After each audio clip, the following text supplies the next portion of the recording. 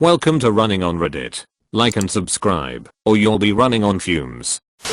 I was a city bus driver in Detroit for 2 years, and I was warned in advance about the instructor who was a total dumbiehead, and if he gave me, or anyone else, any trouble to let the mechanics know, because they had some dirt on him. Little did I know how much dirt.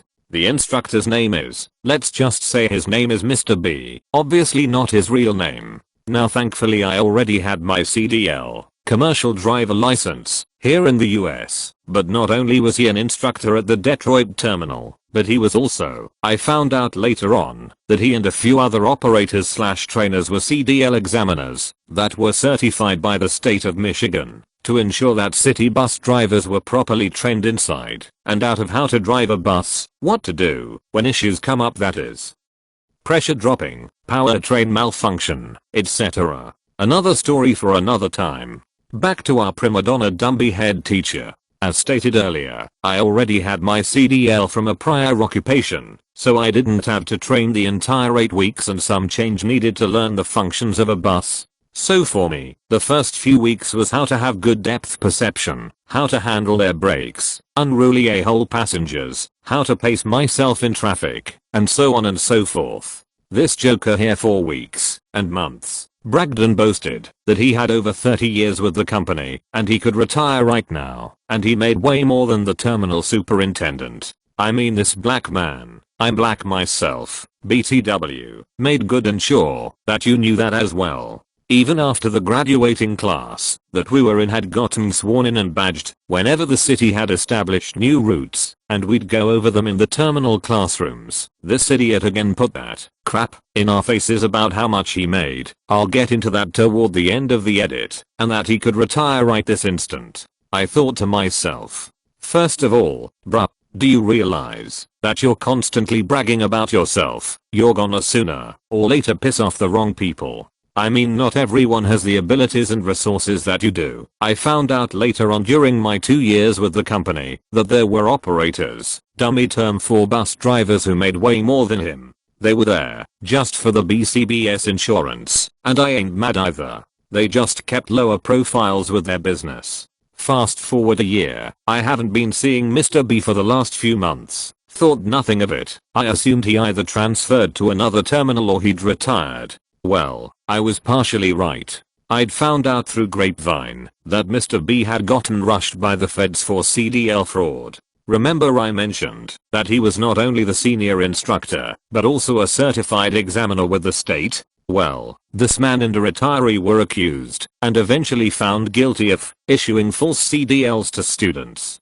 This had went on for years. I swear I'm not making this up. And the talk about him still goes on today. He faced up to 60 years in prison, but because of his decades of faithful service, and this was his first major offense, they let him quietly retire, and was put on probation for a year. Now that is a true slap in the face. I forgot to mention that this scam of his cost his students their CDLs because they were not entirely examined by the state as mandated, and nearly 100 drivers had their licenses revoked. Last I heard, only a fraction of them had gotten re-examined and bounced back from that debacle, which was virtually no fault of their own. He and the retiree pocketed a mere $4,000 cash kickback under the table instead of going by the book. You know what's really sad about this? This man, as intelligent as he was, would stoop so low to do what he did, and was willing to endanger the public just to fill his own coffers. He has a son with Crohn's disease, and I did some further digging on Mr. B, seeing whether or not that he was the braggadocio prima donna schmuck on a stick he put himself out to be.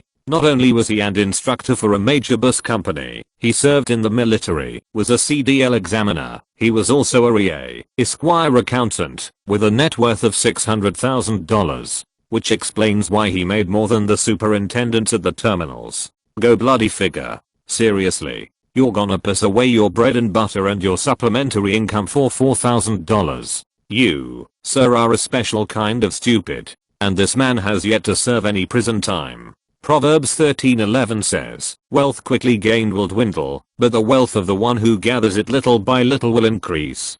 Too long didn't read dumbiehead bus instructor knows his game as far as driving a bus goes, but goes constantly into rabbit holes about how much he makes. throws it in our faces every single time, gets busted by the feds for issuing false CDLs to students and ruins his reputation, character, and image. Loses everything. His EA business might be in shambles as well.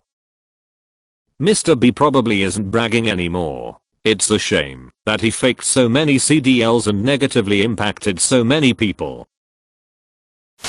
I'm living in a boarding house, kinda like dorm house with some college students with various personalities and quirks. Things in common we have are shared bathrooms and Wi-Fi. Imagine living in a third world country where the internet speed is abysmal at best and you have to share it with another 10 people, which is used for anything ranging from searching for whacking materials to doing live interview through Skype.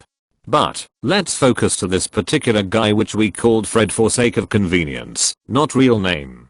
Fred is a hardcore gamer who does gaming sessions all day long and often skipping classes for that, plus downloading crap ton of questionable things including cracked games, because I heard he boasted once about having Watch Dogs 2 for free. What is worse, he always brings his friends to come and do gaming sessions together, coupled with movie nights which involving streaming movies all night long, every weekend. So, Fred and his peons are constantly hogging the already trash network for useless crap, because other dorm mates had complained the same and this dumbiehead didn't even budge with the complaints. We had enough when one of the residents nearly missed his paper submission deadline due to network, didn't even suffice for his simple ML page opening request, and I had missed my deadline for a vision of final assignment submission which already had a pressing deadline, a day only. Sounds illegal I know, plus Fred was loudly having his gaming time with his friends. I hatched a simple revenge for Fred. I accessed the router and then rebooted it remotely several times till I heard Fred rage violently that he lost a match he nearly won due to RTO. Aha. I found the itch and what I have to do is scratch it till it bleeds. So, every time Fred was doing anything and his friends came along, I had just rebooted the router repeatedly till they flipped out. Fred never had his friends come again since then, and he got out from his gaming addiction due to this. My dorm mates were pissed off too on the first time, but immediately and reluctantly agreed when I explained my action to them. Sorry, too long didn't read. Crappy dorm mate hogs Wi-Fi for his gaming addiction, and I bite back with remotely resetting the router several times till he stops. They probably handled it a lot better than I would have. Let me know in the comments down below if you've ever had a dumbiehead hog your Wi-Fi. Last spring, I finished my minor hockey career, meaning I'd have to enter the wild world of men's league. In November, I joined a local hockey Facebook group to find a place to play. That evening, I saw a dude looking for players to have a casual game at a local arena, 10 p.m. Sunday night. I commented and was told the cost was $20. Deal. I was in. I showed up and was told I'd be playing on the white team. I noticed that all my teammates didn't know each other, were wearing different jerseys, and that the opposing team had matching custom orange jerseys, orange socks. They all got along just fine. We hit the ice, and it was instantly apparent that the orange team played together often.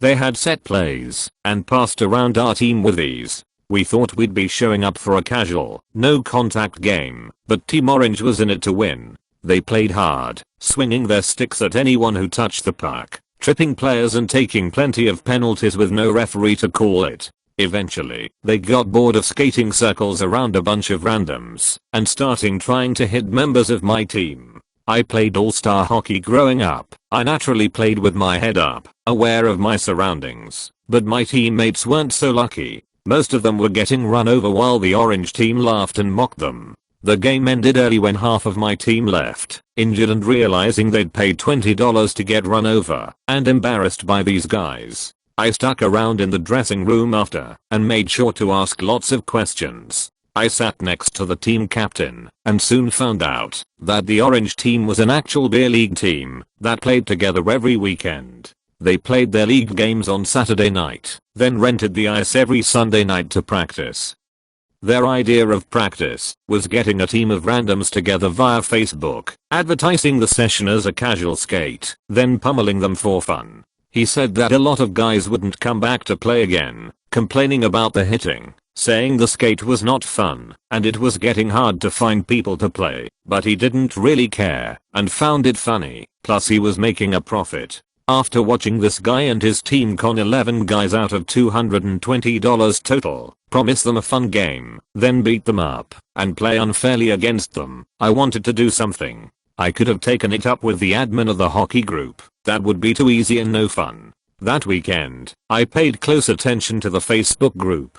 Sure enough, on Friday night, the captain posted the same ad I saw last weekend. Within minutes, the comments were flooding with a handful of players, about to be tricked like I was. I quickly private messaged all the players, notifying them of what this guy was up to. They were surprised, but thanked me for telling them. Sure enough, they all went back to the comments to cancel on him, using various fake excuses. The next day, the captain posted a desperate ad, followed by another on Sunday morning. Less and less people commented.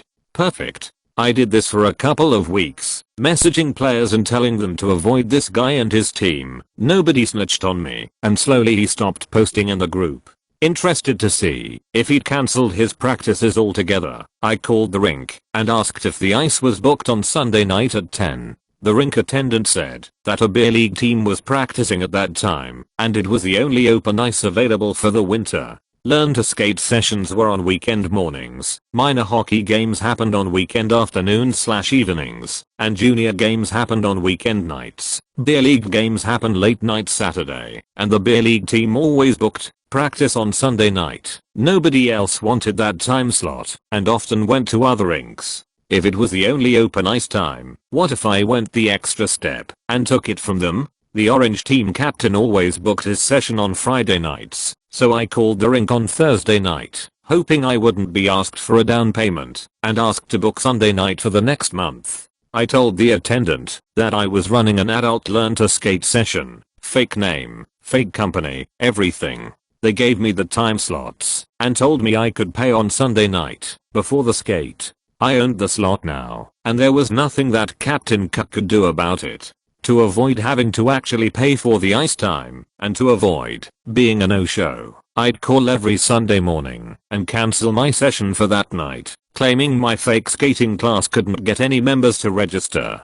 Cancelled ice time would become an open skating session, meaning that families, couples, anyone could pay a small fee and come skate, so the rink wouldn't lose any money. Too late for the captain to be able to book his practice, but enough time for the rink to open a free skate session. After a month, I figured that the captain didn't bother with trying to book Sunday night anymore, so I told the rink attendant that my learn to skate company flopped, and that I wouldn't need to book Sunday night anymore. This whole fiasco lasted about a month and a half to 2 months, from November to January. Never heard from the captain or his team. He hasn't posted in the group since, so I'm assuming that they don't have their practices anymore. Last I heard, the 10 PM Sunday night session was booked by a beginner adult league, where a lot of men and women were learning to play for the first time. I'd like to think that I'm partially responsible for the opening of that beginner league. If you're out there and you're learning to play because I stole ice time from a crappy beer league team, you're welcome.